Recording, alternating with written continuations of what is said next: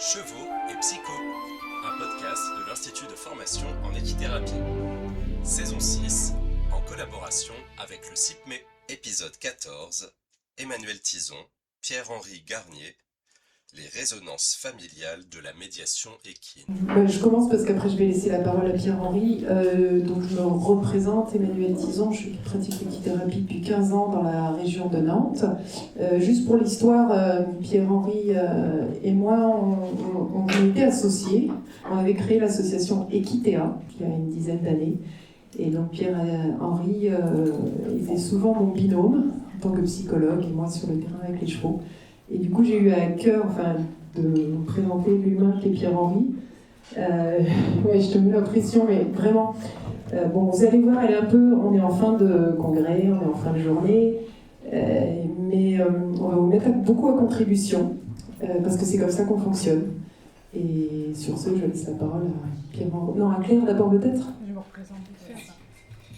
Donc moi c'est Claire Jarnoux, je suis infirmière en psychiatrie et j'ai exercé plusieurs années en pédopsychiatrie et je suis là pour réfléchir avec Pierre-Henri, Emmanuel et vous-même, tout simplement.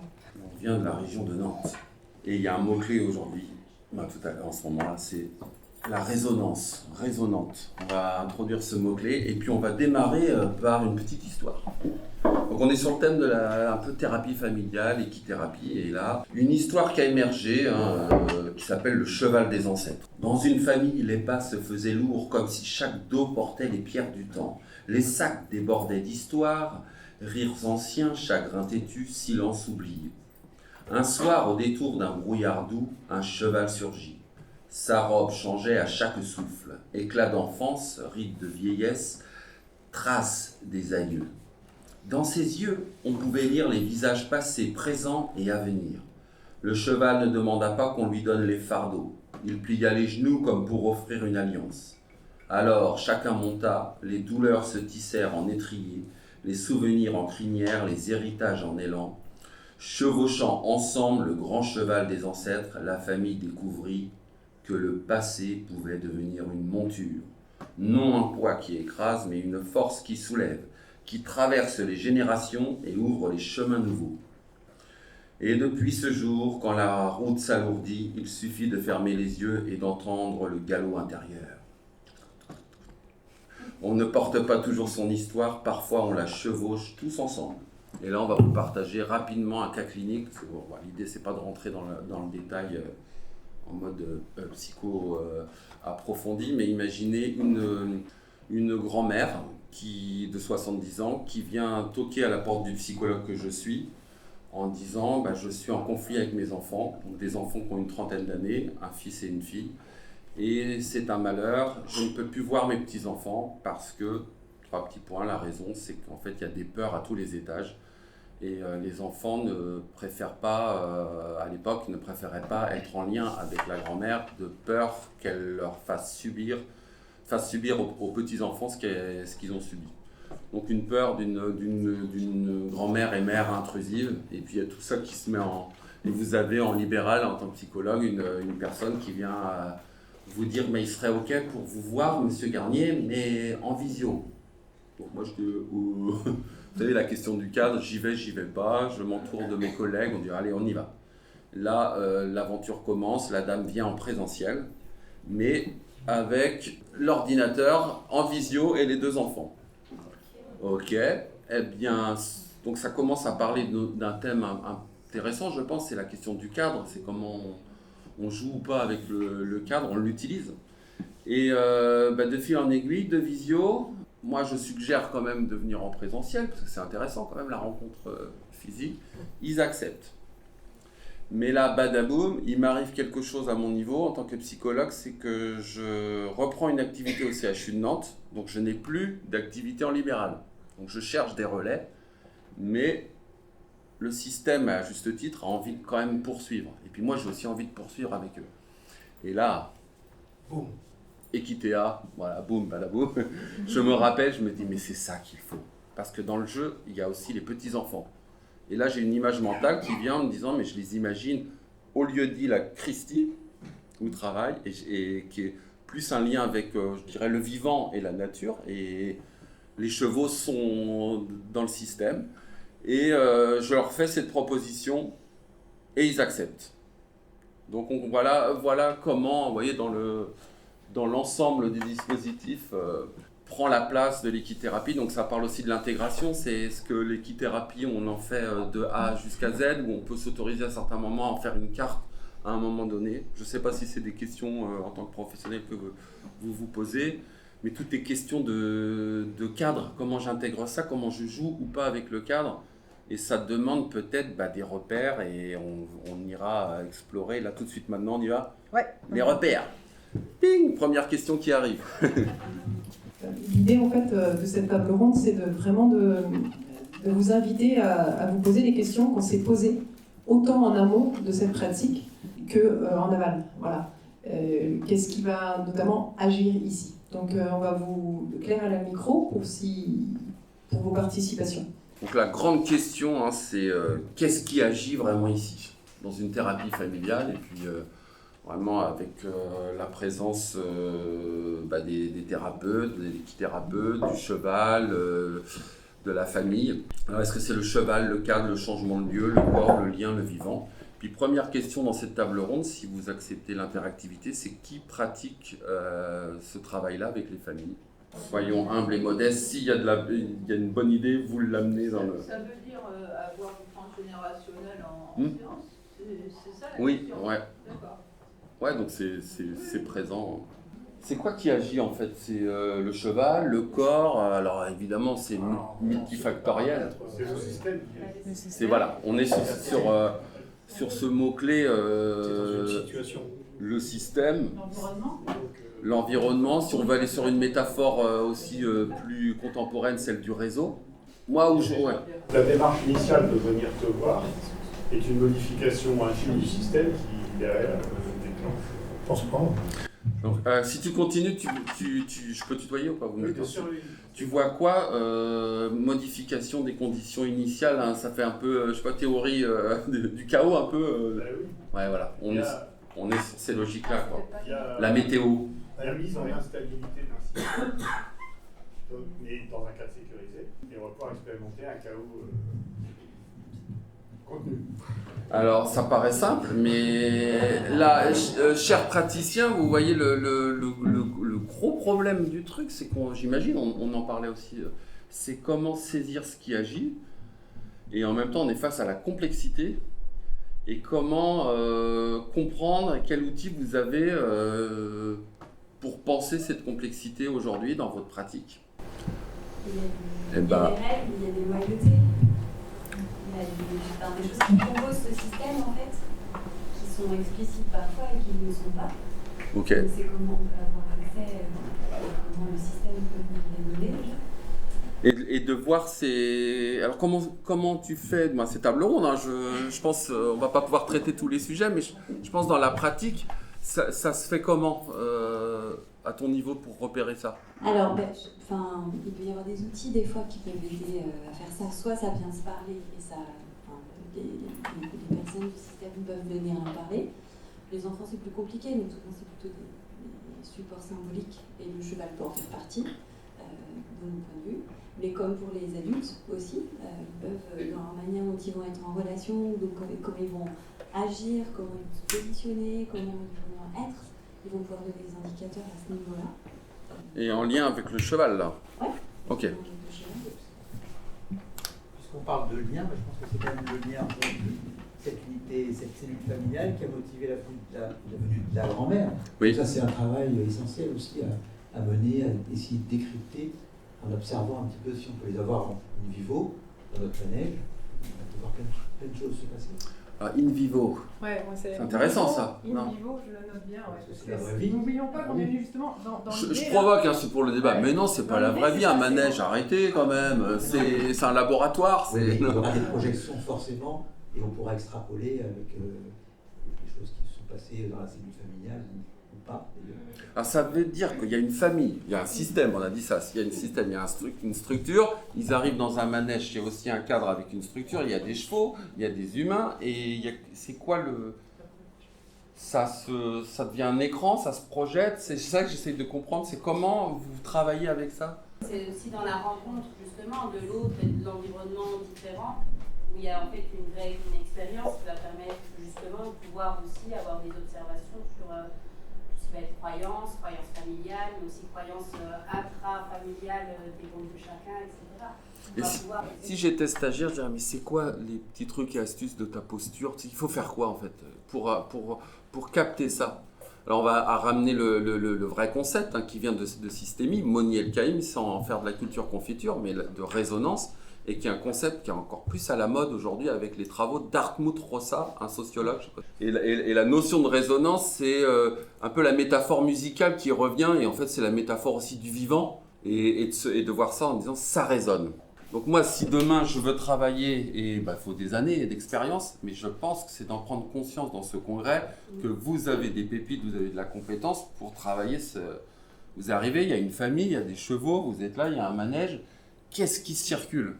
Ça paraît très simple, mais en fait, si on creuse, c'est pas si. Je pense que c'est pas si simple. Allez-y, je pense qu'il y a pour aller dans le sens de Stéphane, tu as commencé quand il y a eu le premier appel. Et après, une partie de notre boulot à nous, c'est de favoriser une expérience sécurisée.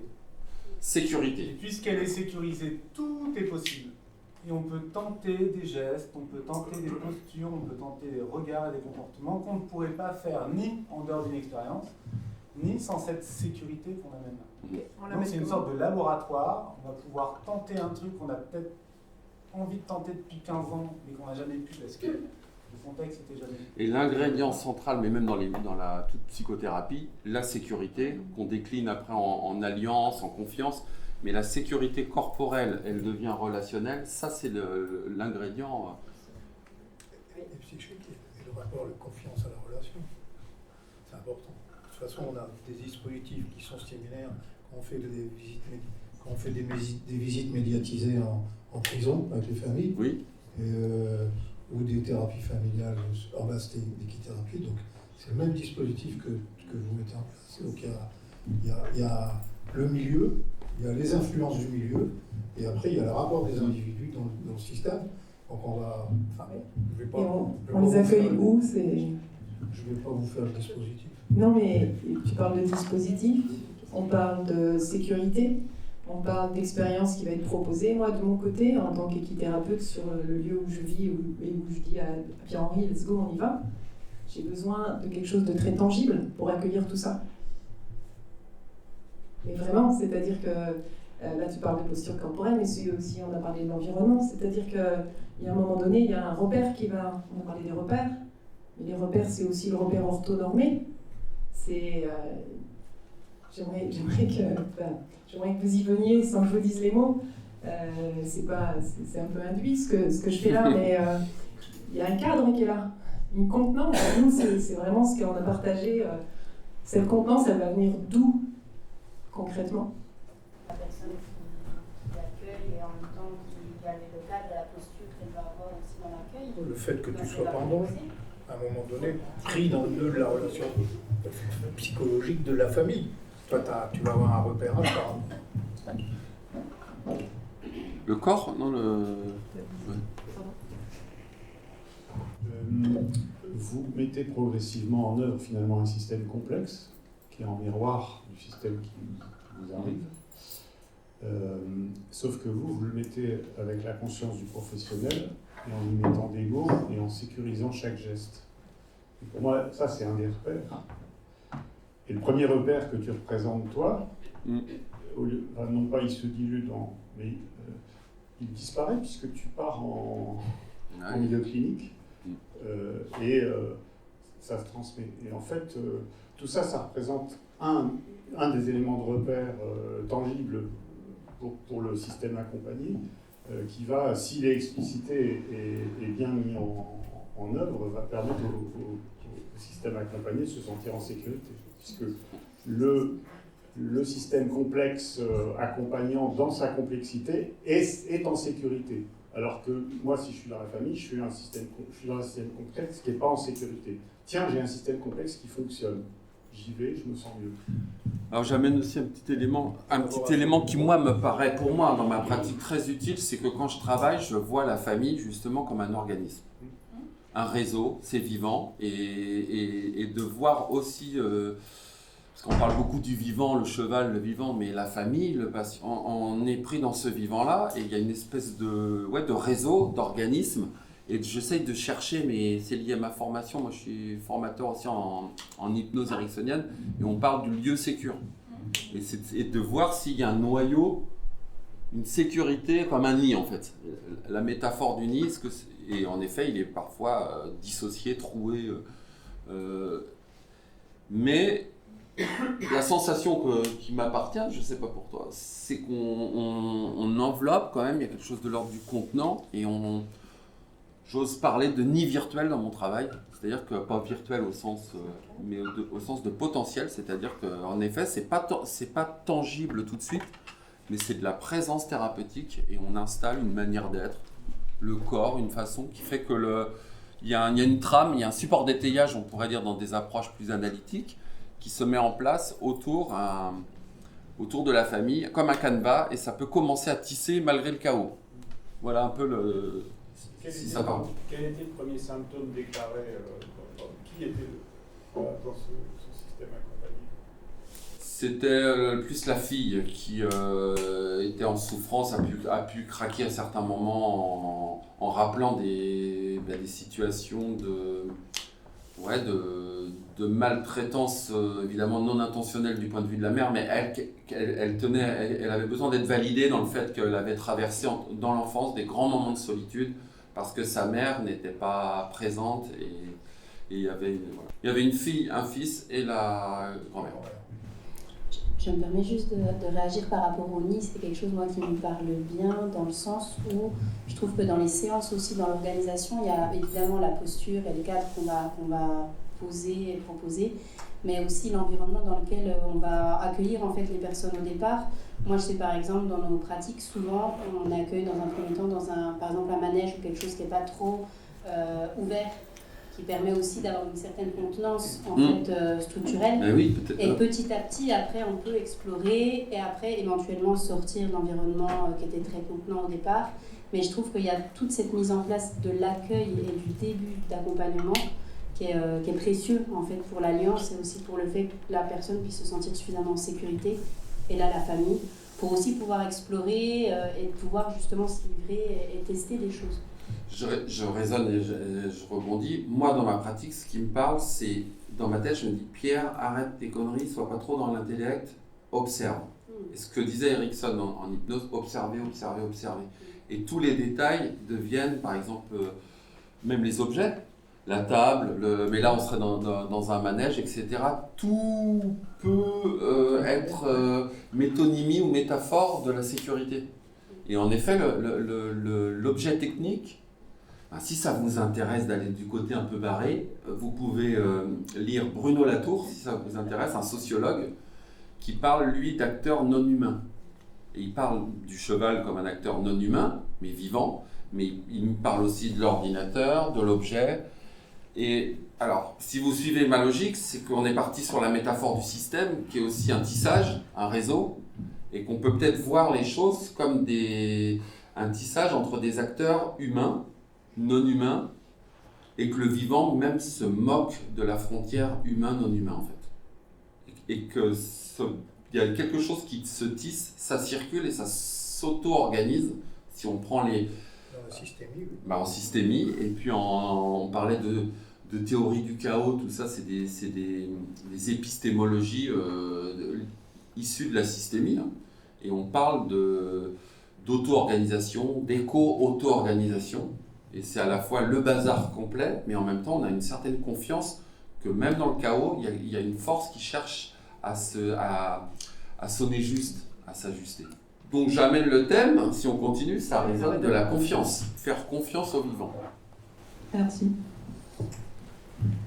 Par rapport à la sécurité et à la trame, je me suis rendu compte à la base, je suis issue de l'enseignement de l'équitation classique, où les cavaliers venaient et ils voulaient faire autre chose à chaque fois avec ce machin. Et là, finalement, maintenant, on a vraiment, avec les personnes qui viennent, qui sont en difficulté, on a un rituel et on fait les mêmes choses. Il y a certaines séances, des fois, je le dis aux gens, j'ai dit, moi, je fais plus rien, je regarde. parce qu'ils ont tellement leur habitude par rapport à ce cheval-là, par rapport à ça, ils se font plaisir et ils gagnent en autonomie et c'est hyper valorisant. Et c'est vrai je trouve cette phrase je fais plus rien, je vous regarde. Non, mais en fait c'est très important. Je ne sais pas. Non, on la prône celle-là. Moi, je suis curieux de savoir comment tu as convaincu Emmanuel. Comment j'ai convaincu Emmanuel? Parce que vous ne le connaissiez pas. Mais si, on s'est connu à Equita. Ouais, Oui, mais... On s'est reconnu. Ah bah là c'est vrai que ça s'est fait même par mail avec la famille. Hein. D'accord. Même par WhatsApp. Moi, dès lors que tu me dis go, on tente, c'est nouveau, c'est inconnu, ouais. T'as 99,9%. Moi c'est vrai que il y avait ce vide, quoi faire, et là, pouf, le cheval avec Emmanuel, et je l'ai proposé spontanément, et j'ai vu la dame, les enfants, j'ai dit bah c'est bon. Mais derrière j'avais l'idée des petits enfants. Et ça s'est concrétisé, les petits-enfants sont venus... Alors, pour aller dans la même ligne de cette interrogation, Emmanuel reçoit ça. Si je me situe quelque part dans une réflexion plus globale que personnelle, puisque c'est comment ensuite Emmanuel s'est positionné dans le rapport de sa pratique dans le cadre de la problématique. Ouais. Qu'est-ce que je peux faire, moi, avec mon contenu d'équithérapie dans une problématique comme celle-là? Donc à un moment donné, il faut bien qu'on détermine son job, et toi ton job, et comment les interactions vont se passer dans le milieu que vous avez créé. Et on a préparé les séances, mais comment dire, on les a pas préparées comme... justement, on les a pas protocolisées. Ouais. C'est ça, un des messages importants, c'est comment accepter le vivant, l'incertitude, et puis on peut pas protocoliser. Du moins, on ne peut pas tout protocoliser, donc on insiste sur les points qui nous rallient, que sont effectivement la confiance en l'un, en l'autre, en le processus, et en ce qui est plus grande que nous. Et du coup, moi, après, je vais y aller le plus naturel possible, au sens où mon idée, c'est de servir l'instant et de servir le vivant. Et j'ai cette chance de ne pas connaître complètement l'histoire de la famille. Et j'en demande pas plus, d'ailleurs. Et du coup, je suis un peu dans une posture très cheval. C'est que je vais accueillir les personnes telles qu'elles sont. Et si, par exemple, là, je vois justement la fille, notamment, donc qui avait le plus de ressentiment, c'est elle qui a été le plus moteur dans notre pratique. C'est elle qui est venue amener des choses. Parce que d'abord, on a travaillé sur son besoin à elle. Moi, je travaille beaucoup en CNV. Et si ça doit passer par une rencontre juste très simple, je rencontre un cheval et c'est affectivement pour moi important, ça va passer juste par ça. Mais après, par contre, ce qu'on va en faire, c'est là où... ce qu'on va en faire, c'est pas évident à expliquer parce que c'est énormément d'observation et beaucoup d'intuition. C'est énormément de se laisser faire par ce qui est là. Et c'est complètement ce qui s'est passé. Alors, en plus, on a la chance de travailler homme-femme, différentes postures. Donc, c'est vrai que tu as été au début très, très observateur et jusqu'à même me laisser complètement la main et pourquoi pas s'effacer. C'est-à-dire qu'on a vraiment confiance. Juste pour illustrer dans ma tête de psy, à un moment très précis, vous voyez, je sais pas, la grand-mère qui doit passer le cheval à sa petite fille et vous sentez le contrôle, ça sent le contrôle à plein nez, quoi. Et c'est vrai qu'on a envie de commenter, mais il faut surtout pas commenter. Ouais. C'est d'être là, d'être présent, d'accueillir et puis de juste pointer. Ah oui, ok, d'accord. Pas de souligner. Non, ça on va le faire après. C'est là ça que j'apprends avec Emmanuel. Comme ça, mais nous, pendant la séance, on n'est que dans ce qui est là, dans nos ressentis.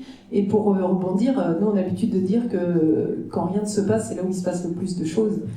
Et aussi, il y a un facteur que j'aimerais évoquer avec vous, c'est le temps. Et nous, on ralentit énormément et on dit même quand c'est ralenti, ça va trop vite. Et pour ça, être deux, c'est pas mal.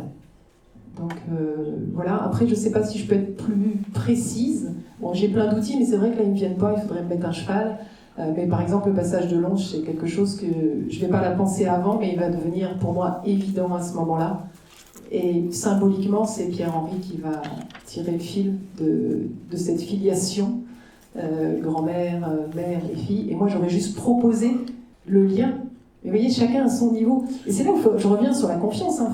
Il y a beaucoup de choses qui nous traversent. Mais vous savez, si on met trop les mots dessus, on va les perdre. Et pendant les séances, on peut vraiment jouer de ça.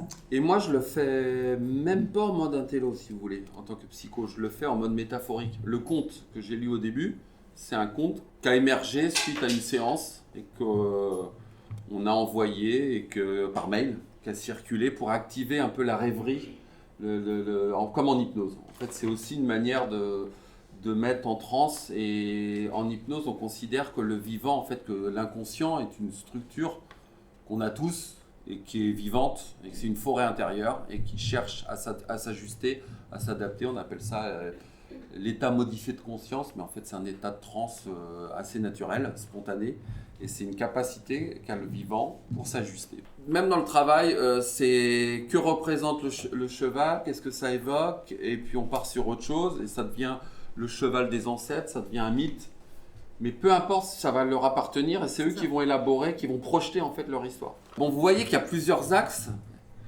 Et puis nous, on s'est dit quand même, il faut qu'on propose quelque chose de structuré, un congrès quand même. Mais sans être dans le protocole. Le protocole viendra peut-être après sur certaines dimensions, mais on voulait partager quand même la métaphore de la boussole, tout simple.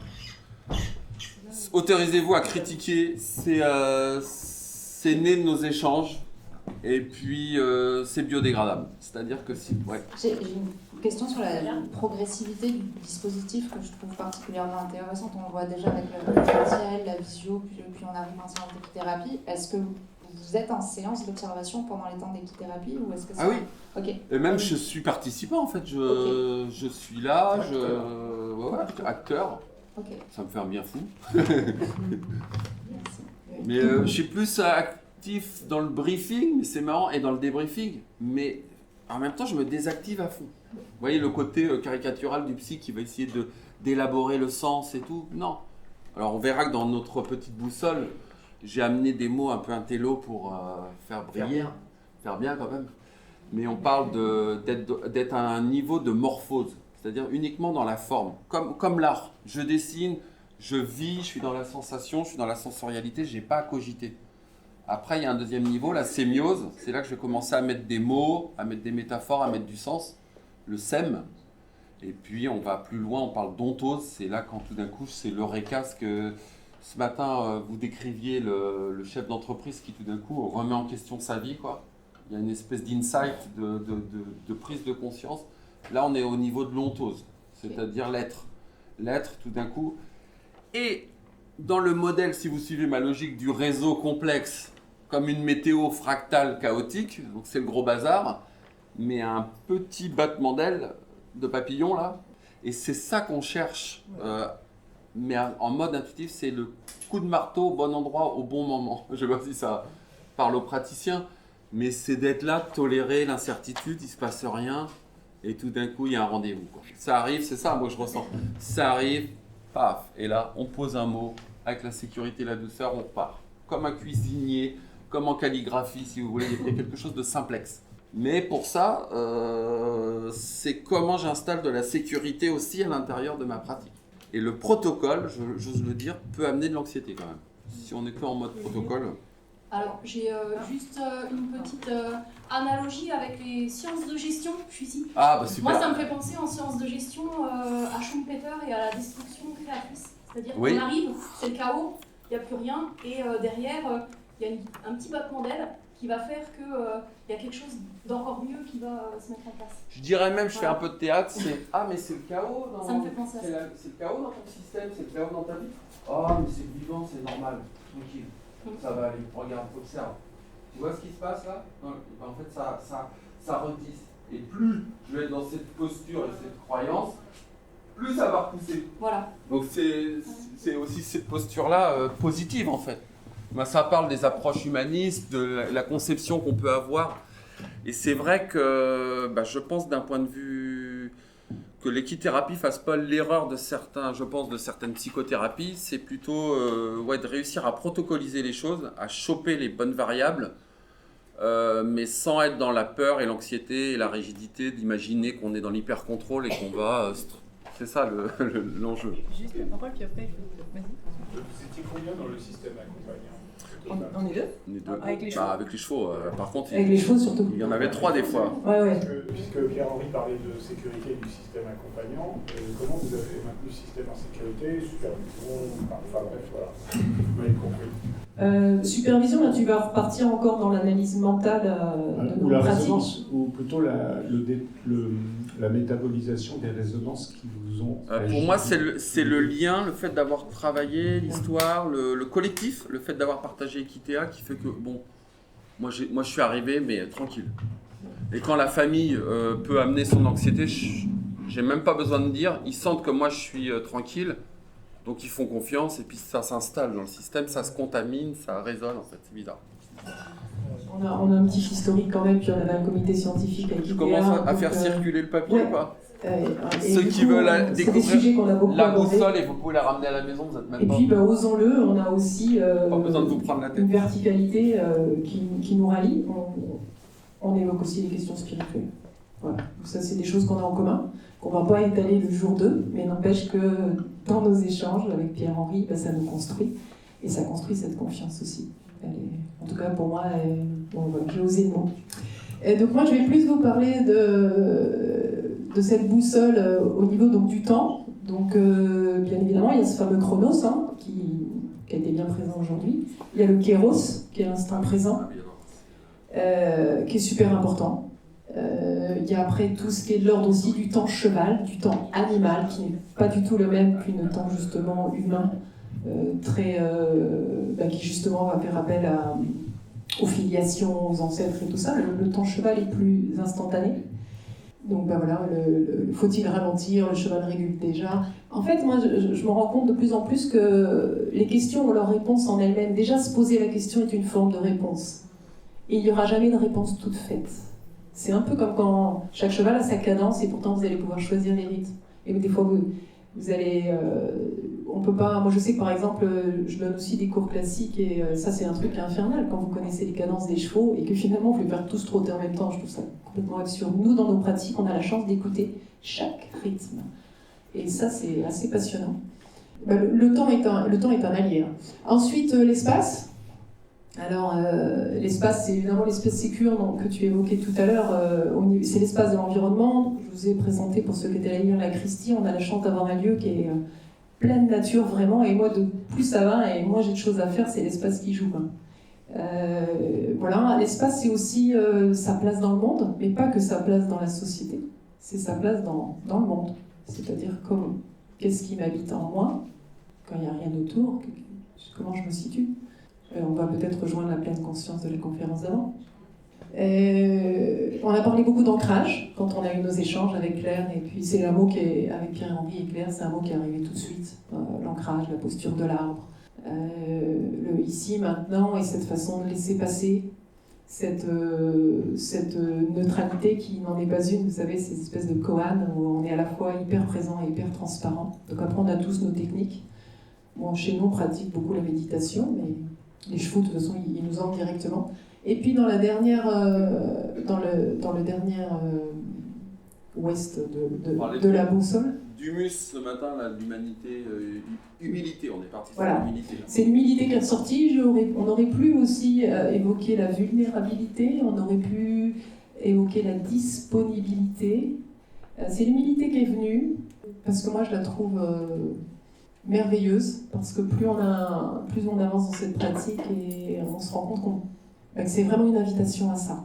C'est vraiment une invitation à cet effacement intellectuel, cet effacement égotique aussi. Parce qu'on ces séances-là sont le lieu pour. Je ne dis pas après, dans ce monde codé, mais à cet endroit-là, avec cette famille qui s'offre à nous, parce que quand même, c'est pas rien. Moi, en plus, j'arrive, ils ne me connaissent pas du tout. Pierre-Henri, ils ont dit ça bien. Et par la confiance, ils nous font d'emblée confiance. Donc, c'est un jeu de miroir, de neurones miroir aussi, parce que moi je parle d'Emmanuel, je parle du cheval, Emmanuel parle de moi, et ça crée, faut voir ça voilà, comme un nid. Je pense que l'image du nid, c'est pas le cocon, on n'est pas là pour couder et qui est aussi des trous, hein, à certains moments. On est vraiment là pour nous rejoindre dans notre humanité avec toutes ces facettes en fait. Et moi je dis souvent quand même que, moi si cette famille venait pas, je veux dire, c'est elle qui a le rôle de la famille, mais j'aurais pu être à sa place. Vous voyez, c'est quand même assez incroyable ce qui nous unit entre humains. Moi je dis souvent des stagiaires que j'ai en équithérapie, mais remercie-les parce qu'il n'y aurait pas en face un patient qui ne pourrait pas pratiquer. Donc cette humilité elle est super importante. Voilà. Donc la boussole, il vous a fait circuler le petit Turcol, il vous a pas dit mais il est très doué en informatique. Après c'est un travail dans un autre domaine, moi je parlais de l'hypnose et puis c'est quelque chose qui se travaille justement autour de ce vivant, de ce processus, de voir les choses en termes de résonance. Plutôt qu'un état modifié de conscience, c'est, on pourrait dire un processus modifié de conscience, c'est de voir les choses. Et le mot hypnose, on s'est amusé à décliner et à chercher des mots comme technose, qui permettent de voir le processus technique, le cadre qu'on peut mettre en place. Et puis morphose, je vous disais, au niveau de l'expérience, de la sensorialité, tout ce processus-là, la sémiose et l'ontose. Et ça donne dans la boussole des couches. Voilà, c'est juste, tout en mettant en avant que de manière transversale, ce qu'on peut appeler l'hypnose, pas l'hypnose de spectacle, vous voyez, c'est le processus hypnotique, c'est le vivant en lui-même est hypnotique, quoi. Vous regardez les feuilles, les arbres, vous êtes ressourcé et vous vous mettez en état modifié de conscience et il n'y a pas besoin, je suis formateur, d'aller faire 36 000 stages de techniques d'auto-hypnose et tout ça. Et la ressource est présente aussi dans le vivant, dans la nature, quoi. Voilà, Emmanuel, je ne sais pas si... Moi, je voulais juste... Il y a autre chose. J'étais en train de me dire juste, quand tu parles de ressources, c'est ça, le message, c'était ça pour nous, en fait, c'était de se rendre compte que la ressource, on l'a tous, elle est toujours présente.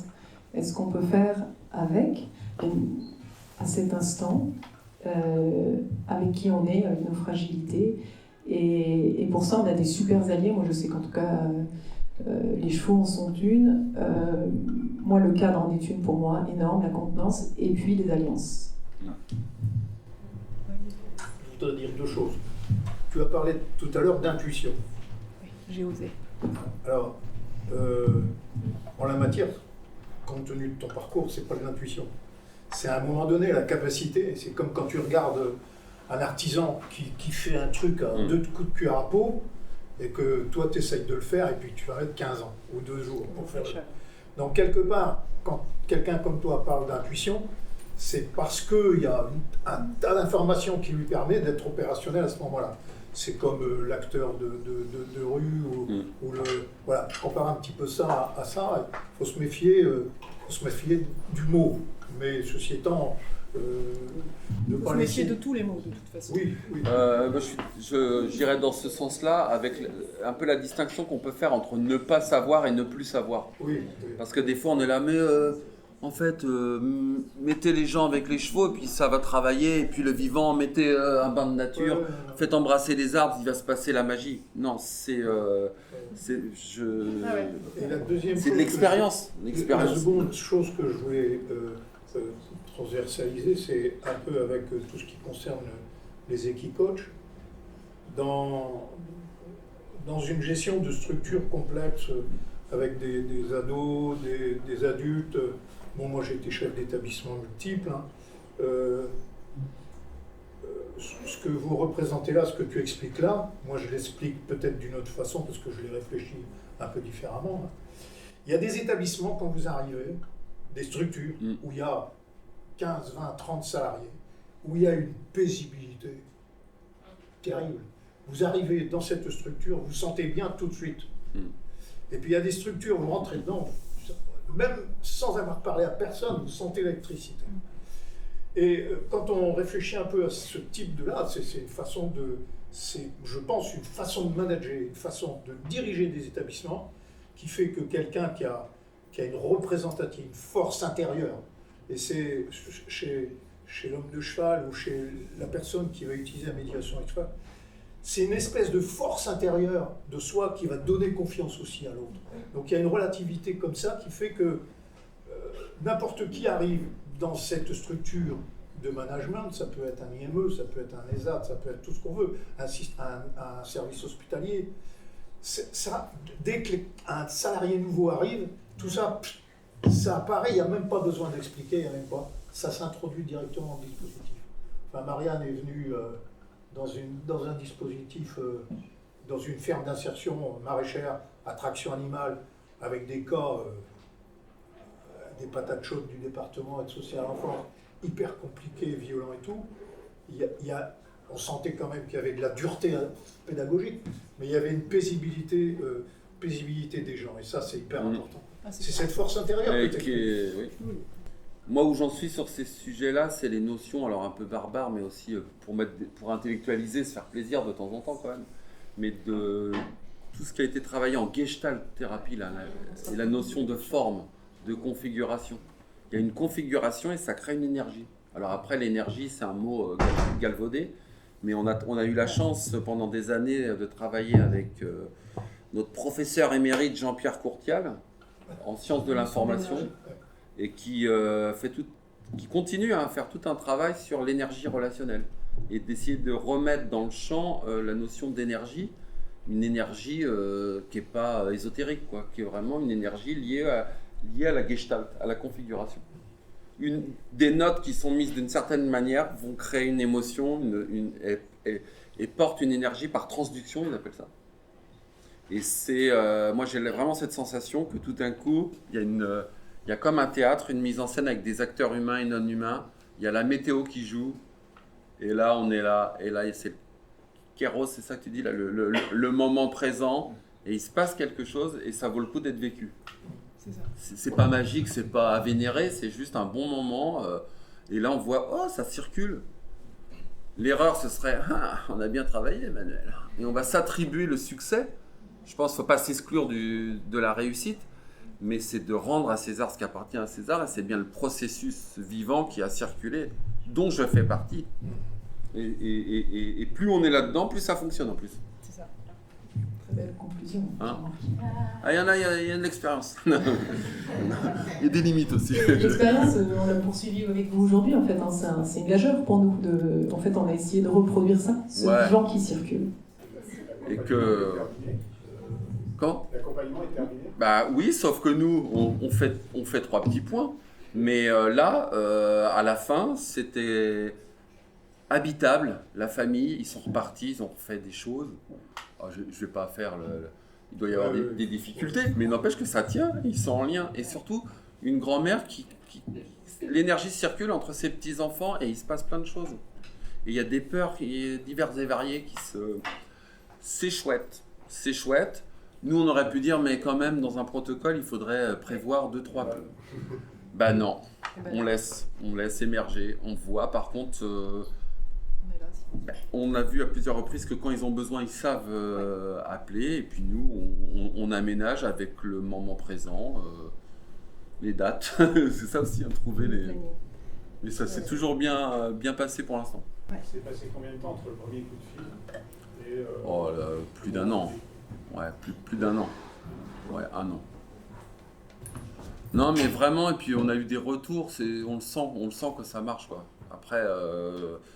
par respect, on ne va pas diffuser les messages, mais quand vous voyez la grand-mère qui fait tout un travail perso à travers ça aussi, qui va faire émerger une métaphore, là c'est plus psychologique, mais en disant, je réalise que moi, quand mon mari est parti, eh ben, je suis devenu, fallait que je survive, et je suis devenu un véritable dragon.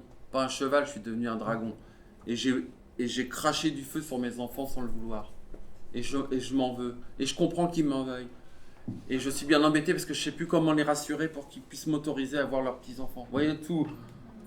Et ça se parle, mais ça se vit aussi à travers les séances. Il y a une petite métaphore, il y a le cheval qui bouge comme ça, on réutilise.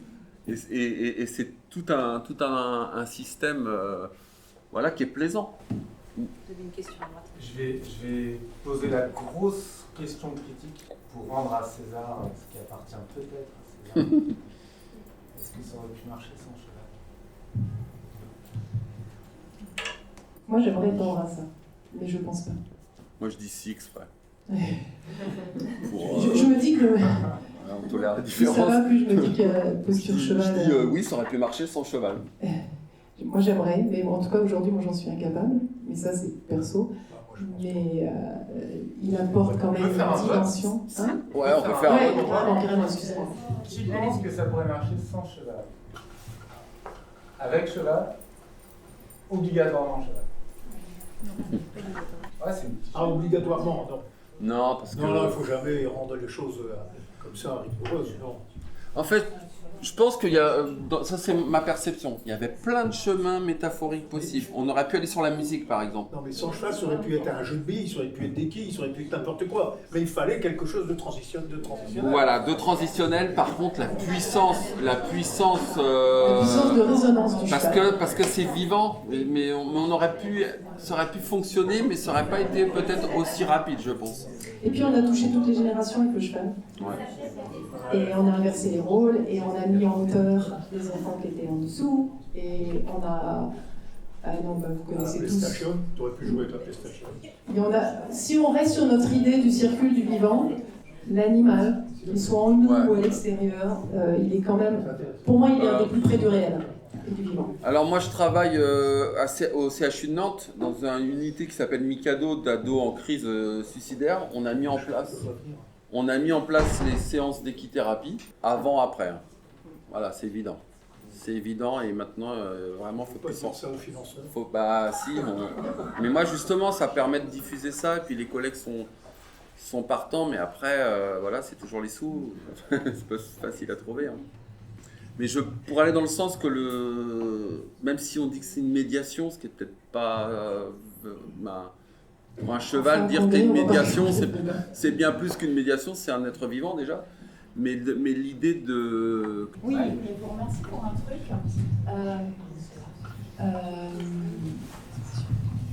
De manière générale, je suis maintenant effrayée par le fait qu'on voit partout dans les projets de plein de choses et tout ça, deux notions où on se dit oh là là, il faut absolument qu'elles soient là, qui sont le non-jugement et la bienveillance. Et du coup, je me dis waouh, ça apparaît tout le temps, donc ça veut dire qu'en fait, si on oublie de les mettre, on risquerait de ne pas les avoir. Et dans toute votre présentation, ces mots ne sont jamais sortis, c'est-à-dire on envoie une nouvelle, vous pouvez des mots. Et merci, parce que du coup, il n'y a pas besoin de les dire, parce qu'ils sont si là, si évidents, qu'on n'a pas besoin de dire que notre cadre est bienveillant ou non jugeant, parce qu'en fait... c'est suspect. C'est une situation qui crée les choses. Voilà. Ouais, c'est vrai.